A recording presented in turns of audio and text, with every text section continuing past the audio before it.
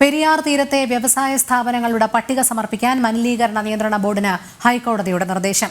ഏലൂരിൽ ആരോഗ്യ സർവേ നടത്തുന്ന കാര്യത്തിൽ സർക്കാരും മറുപടി പറയണം. പ്രദേശത്ത് മലിനീകരണം തുടരുന്ന സാഹചര്യത്തിൽ എന്തുകൊണ്ട് ആരോഗ്യ സർവേ നടത്തുന്നില്ലെന്ന ചോദ്യം ഉന്നയിച്ചുകൊണ്ടാണ് കോടതി സർക്കാരിനോട് മറുപടി ആവശ്യപ്പെട്ടത്.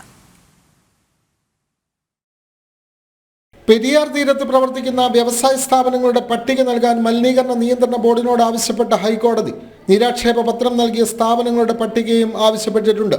ഈ സ്ഥാപനങ്ങളിലടക്കം കോടതി നേരത്തെ നിയോഗിച്ച വിദഗ്ധ സമിതി പരിശോധന തുടരണമെന്നും ചീഫ് ജസ്റ്റിസ് അധ്യക്ഷനായ ഡിവിഷൻ ബെഞ്ച് നിർദ്ദേശിച്ചു. പെരിയാറിലെ മലിനീകരണവുമായി ബന്ധപ്പെട്ട ഹർജികൾ പരിഗണിച്ചുകൊണ്ടാണ് കോടതി നടപടി.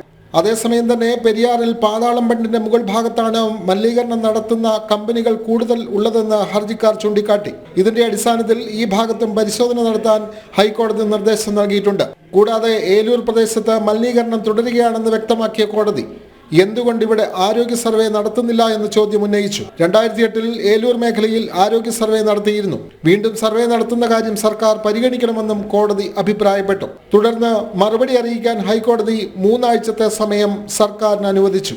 ജനം, കൊച്ചി.